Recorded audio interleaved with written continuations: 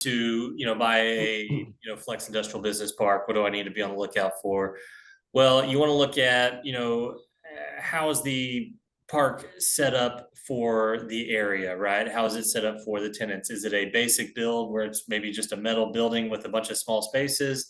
Does Mhm. it have the ability to maybe add a retail showroom frontage to get some of those higher end tenants that will pay larger rents?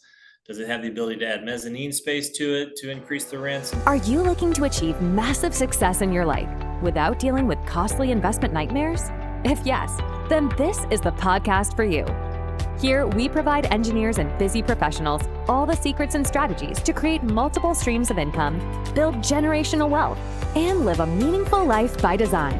Here's your host, Ted Patel. Hey everyone, this is Ted Patel and welcome to this week's edition of Decoding Cashflow Podcast. I'm here with Cody Payne, who's a senior VP at Colliers in Fort Worth, Texas. He specializes in selling office and industrial investment properties in Texas. Over the past 17 years, Cody has closed more than 600 commercial real estate transactions. And in today's episode, we are going to dive deep into specifics of overall commercial investments, but especially flex industrial business park.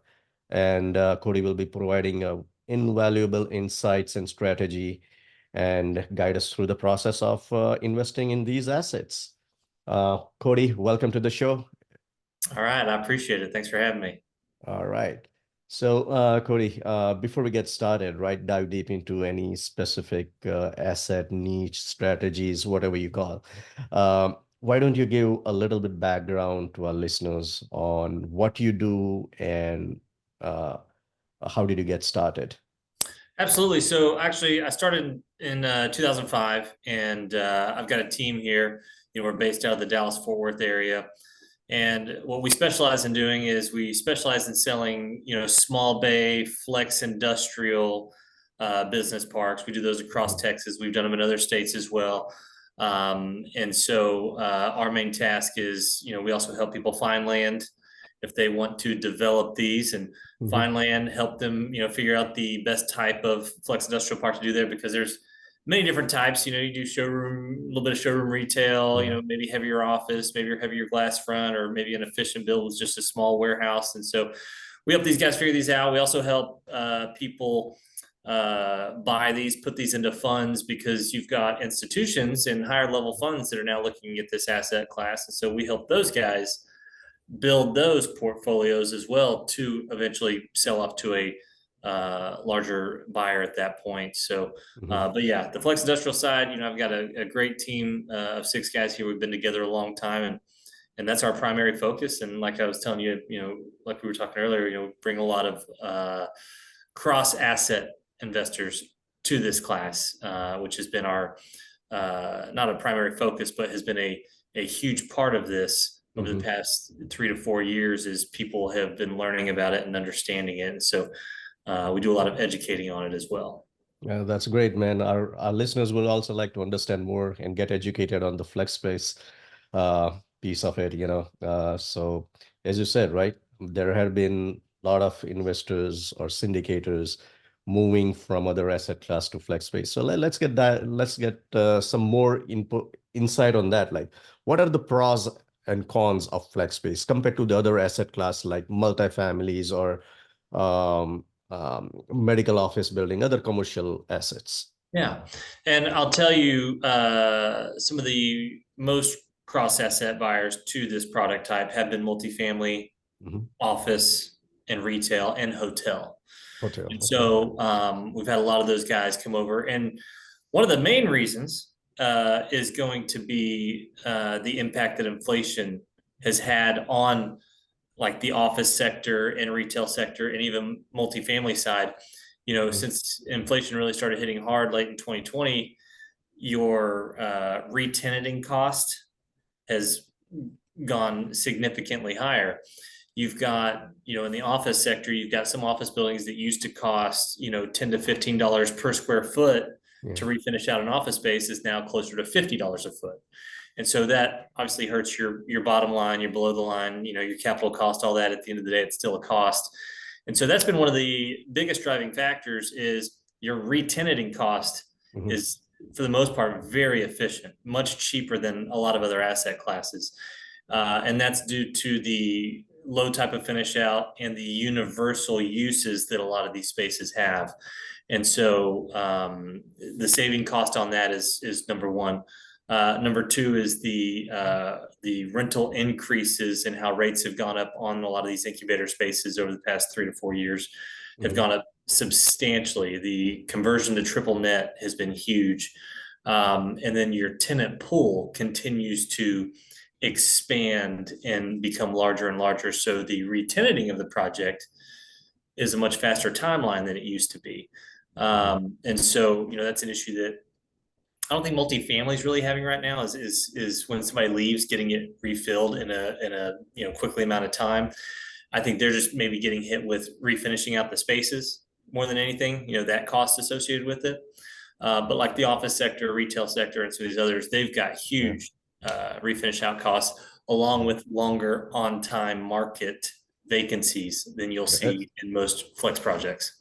Yeah, especially the office sector, right? Given the current situation, work from home, getting, of course, it's not as all 5 days, but many of the companies, they have started calling their employees 2 or 3 days a week. But still, the office space, I think over in Texas also might have a very, drastic impact of this COVID situation. Right? Oh yeah, we've got our office spaces out here. We've got huge vacancy issues across all of DFW and Houston. It's the Class A sector. A lot of people are running to Class A, hoping that would kind of help because the B sector has been hit so hard. But there's just a lot of sublease. I mean, there's more office space for lease now than there's ever been in my entire career. Do you see any office conversion, like office to residential So or anything as such? yes, we have seen quite a bit of that. Not as much as we would have thought. Because as you know, I mean, it's these office buildings, they got to hit certain metrics to even be able to do it, right? Because some of the older buildings, the ceiling heights just aren't there. The floor plate size just isn't there. And so I would have thought we would have seen a lot more. We're seeing some of it. We're actually seeing a lot more people buy the buildings, demo them, and build new ground up. And so because, you can get some office buildings for very, very good price, and quite a few of them are on a good amount of land. So the land cost on it sometimes makes better sense than anything. Well, that's a good approach. Yeah, of course.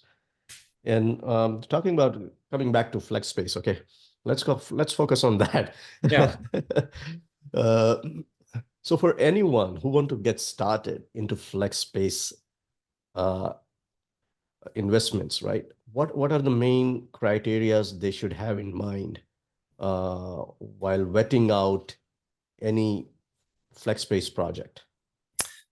So, I mean, if you're looking and you say, hey, I want to, buy a, flex industrial business park, what do I need to be on the lookout for?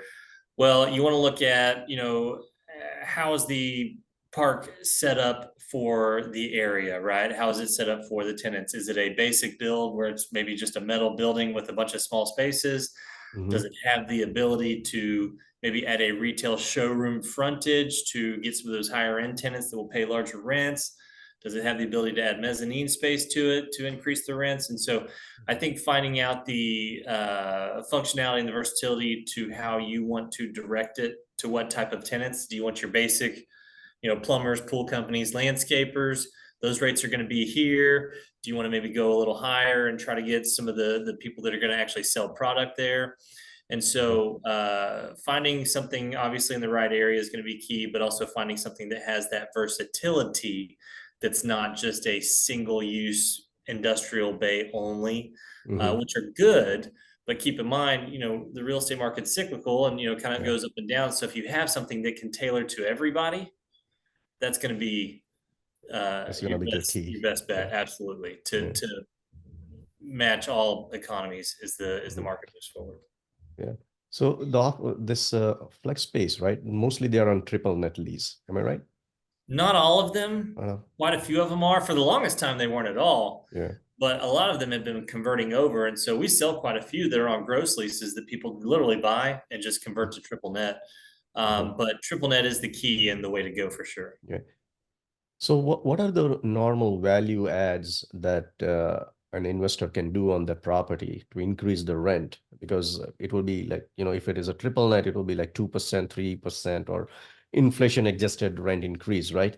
Is there any specific things that any investors can do to add a Absolutely. substantial value to the property? Absolutely. There's a lot of different things you can do. So, for starters, some of them, like I said, we'll buy a gross lease project and convert the rents to triple net. Now you're recapturing all the expenses. Some will, depending on, because many of these will have extra land to build on. Okay. And so not just building more buildings, but building amenities to these buildings. So we're working on a park right now that has probably about almost a little over half an acre at the back. And they're going to put covered truck parking along with some larger storage units, like 1,000 square foot storage units, and lease those out. So now that's an amenity that this park has that nobody else has. Sometimes adding side yards to it will increase your rates drastically. And literally that's just a small enclosed side yard next to a building or somewhere out there. And, for a prime example, I'll give you, there were 2 parks we sold out there on Metro Tex, and one had side yards. They were getting 12 to 14 triple net. The other didn't, and they were getting 10 gross. And so those side yards, not a huge cost to it. Yes, they do take up some room, but not a huge cost to it, but a huge value add component. And also that is a amenity that very few have. So there's a lot of amenities that you can put on these parks, which is very interesting. A lot of people look at it and say it's just a typical tilt wall or metal building. Yeah. Man, I'm telling you, there's a lot of amenities you can add to these things that will grow your rents very quickly, just like any asset class, right? Just like multifamily or office, the more amenitized the projects are, the better outcome you get for re-tenanting, keeping tenants, and growing the rents. And what are the normal cap rates as of now in the current market situation for FlexPro? I mean, you'll see these things bounce anywhere from 5 to 8. It's going to depend on the area, the build, the quality. I mean, if you want to take just a straight standard number and say, hey, we got a stabilized project that's maybe a B project, it's very easy to see those in the high 6s, low 7s. Very easy. All right. And you have been dealing with many investors, right? What is the normal turnaround time for the investors? For multifamily, let's say, right, the operator or the syndicators will keep the property for about 4 to 5 years, or depending on how fast they can do the value add. Is there any such time frame for industrial, the flex space also? There's not, but I will tell you the average hold time is about 5 years. About 5 years. We see, but nobody really. Everybody kind of has their own projection. We've got quite a few folks that will turn some of these around and put whatever amenities they want to put on there and get it done in 18 to 24 months. We've had people turn stuff around in 36 months. But if you look at the average hold to sell time just across the board out here, it's around 5 years, which is actually pretty close to what the office sector runs at as well. And I guess by you saying multifamily is probably closer to 4 or 5. I mean, it sounds like it's all around the same. But there's a lot of new build on this side going on as well, which, whenever you're building something, can take anywhere from 6 to 18 months in many cases. All right. So what is the price per square foot normally in Texas area? Of course, it will be different in all the areas, but what is an average price per square foot for flex space? Well, and that's a even more unique number than the cap rate, because what's funny is when I got started doing these, they were $25, $30, $35 a foot. And now, we've sold them as high as $200 a foot. Some can even go up to $220, $230, $240. We just did another one at $180 a foot, which, you take that into perspective. I mean, you've got nice office buildings that can't trade at 50. And so, but the cost to build these has increased substantially over the years as well. But like I said, I mean, the market rents, I mean, they've been improving nearly 5+% year over year for the past several years on the rents, and some markets more than that. And so that's going to dictate obviously your cap rate and your price per square foot. But yeah, we've seen the price per square foots move pretty high on these. A lot higher And than I ever would have thought, to be honest with you. and you mentioned the price per square foot about 150 to 200. Is there a specific type of flex space that we are talking about, which has very high rent? Yeah, so you'll see those. If you're talking, 150, $200 a foot, I mean, you're talking rents, $15 a foot plus in many cases. Maybe as low as 14. But those will have higher rents. Those will probably be in slightly better areas. They'll probably be a little bit more higher end of a product. I would say, unless you're buying a brand and a very unique product, you really shouldn't be exceeding that $180, $200 foot number unless you're, buying something a little more intangible. For the most part, a safe number that I like is going to run between 120 and maybe 150. Mhm. That's where I would probably say, really try to look, because those rents, you should see between, 12, 13, 14 triple So net it's in like, that case, which is a manageable, yeah. that's a manageable rent for a lot of tenants. Is it like 8 to 10 times the rent? Is that a ballpark? Can I mean, say? it's probably, yeah, so it's probably not far from that. But whenever I look at rents and you look at tenancies and you look at, the market, and when the market kind of drops and comes down, a 12 to 14 is a pretty manageable number. It's Mhm. not like you're at the top of the line and you're charging these guys 18 triple net and there's nowhere to go but down, right? Because that's the issue that you have in the office sector is, you got these properties that are, $40 triple net out here. Well, your only way to go is down. There's nothing above you Yeah. at that point. And so I say try to stay in that higher medium to have a nicer product, but keep in a manageable range. Okay. If anyone wants to start looking for a good flex space, right?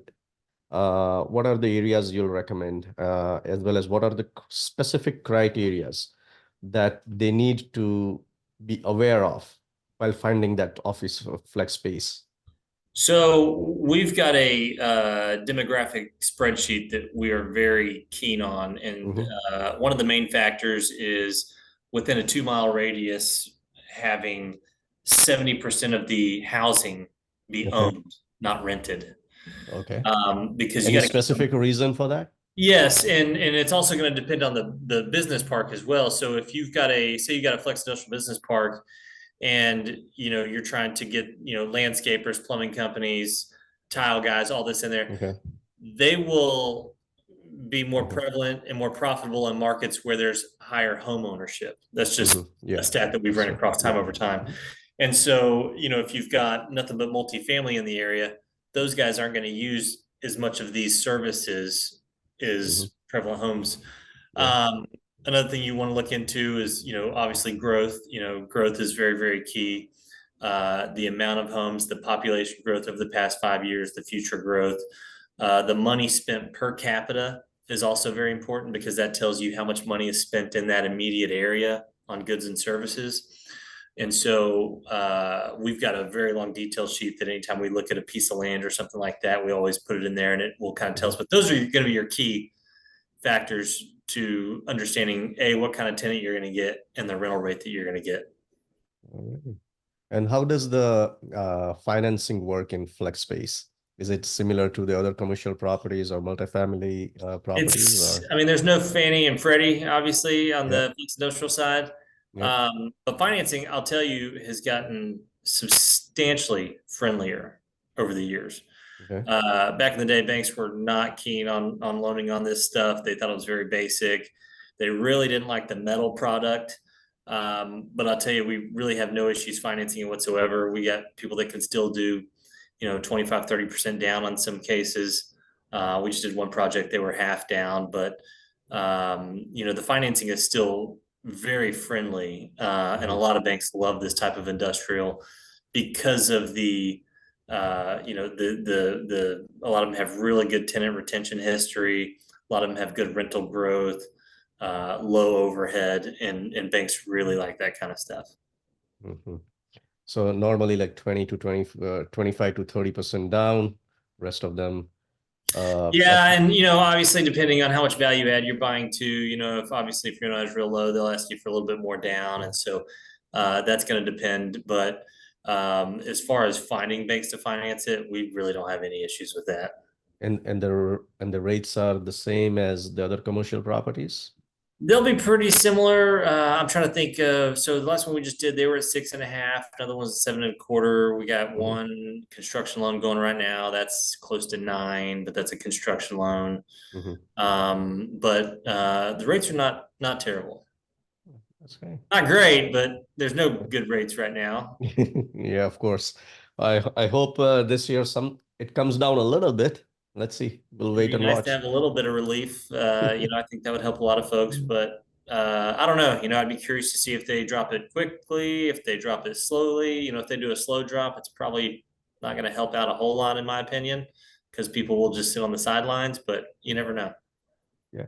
And when you're evaluating, right, underwriting these kind of flex space properties, main components that you need to be careful of while underwriting.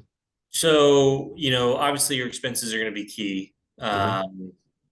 Understanding those, understanding if they can be reduced, if not, what they will increase to. Yep. Operational costs on everything have continued to go up year over year. I mean, that's just how it's been.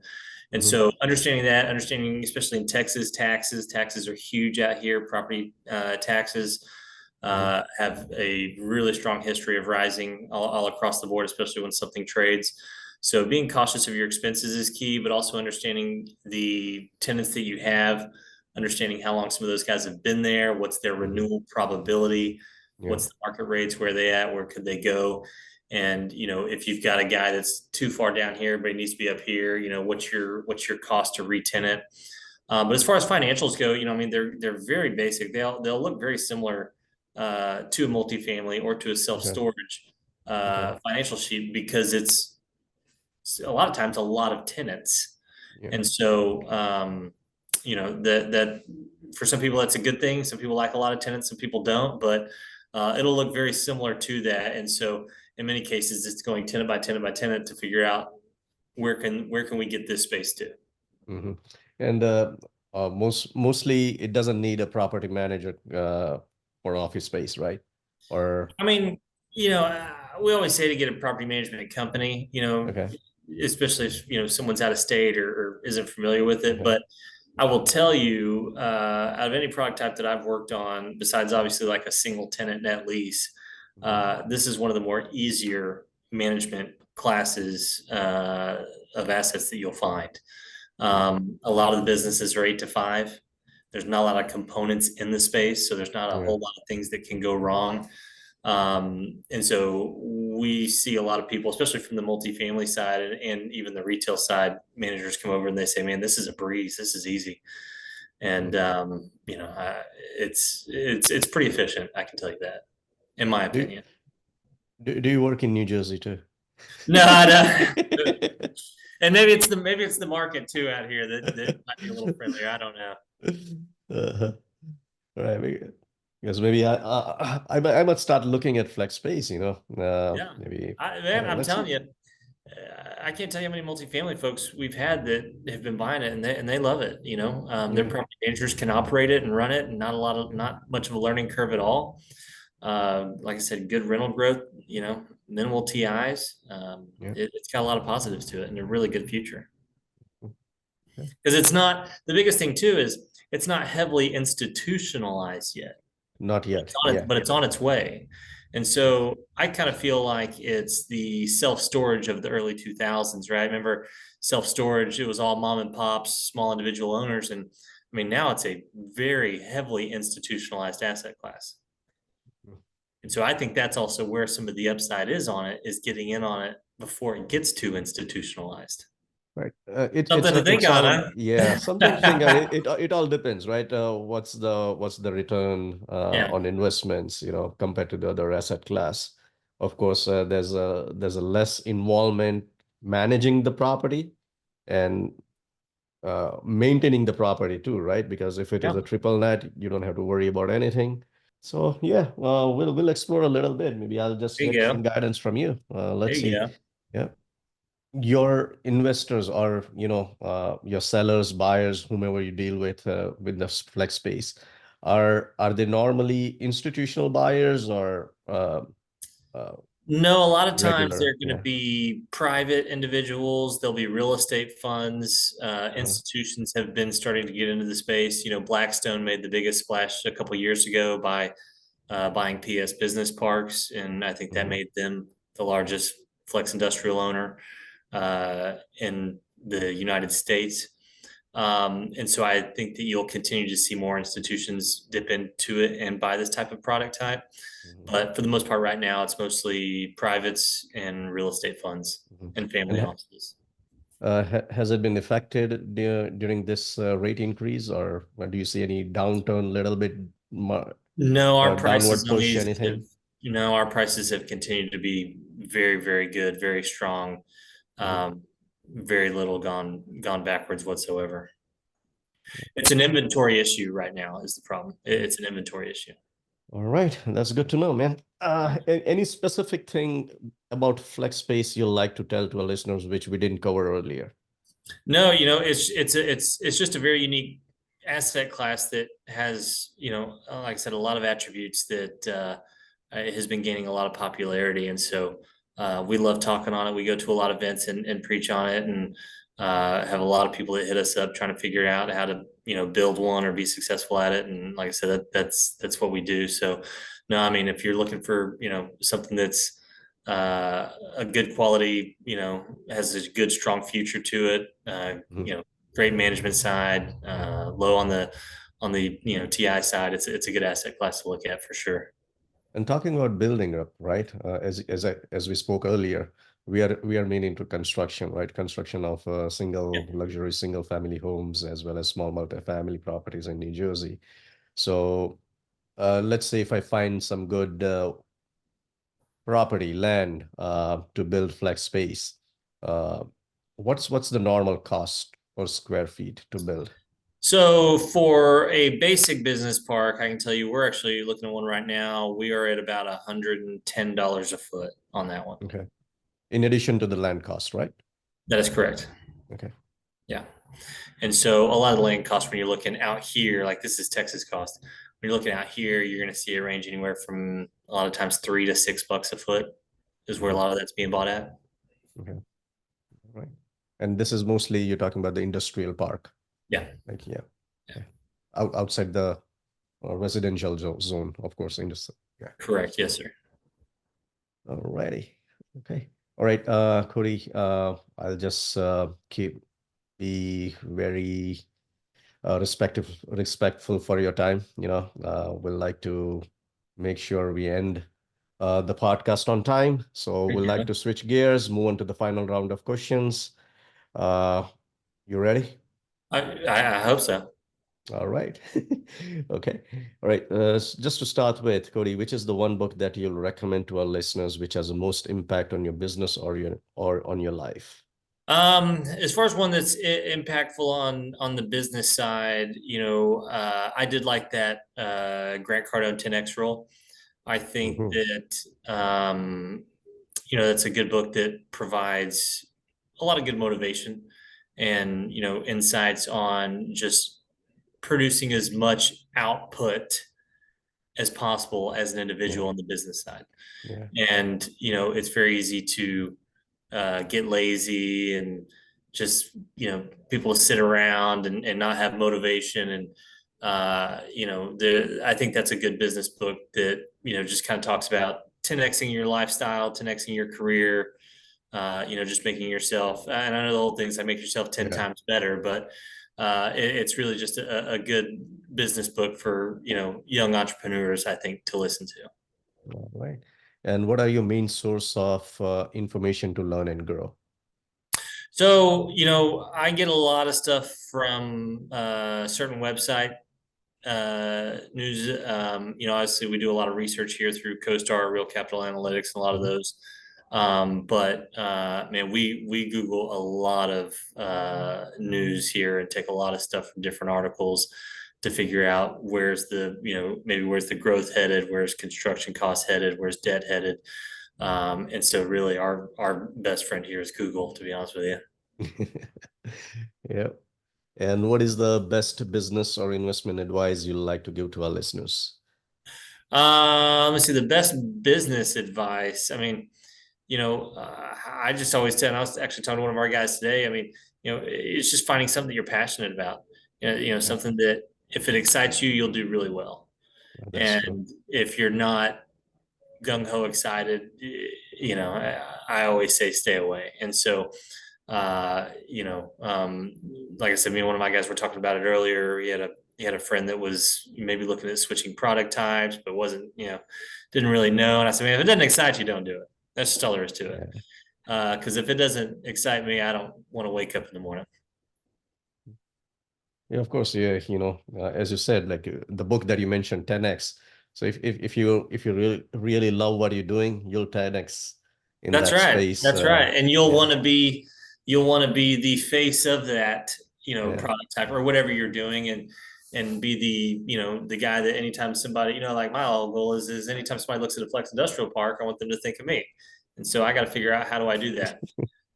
But that's what excites me about it is because I like the asset class, and we like to be the ones that are the go-to guys for it. Awesome. And what is the one way you like to give back to the world?